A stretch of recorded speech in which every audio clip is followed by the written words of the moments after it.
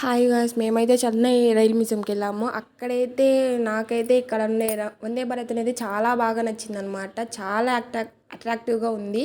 నేనైతే ఇంతవరకైతే వందే భారత్ అనేది ఇంతవరకు ఎక్కలేదు. నేనైతే ఈ వందే భారత్ మినియేచర్ చూసినప్పుడు నాకైతే చాలా ఎక్సైట్గా ఉందన్నమాట.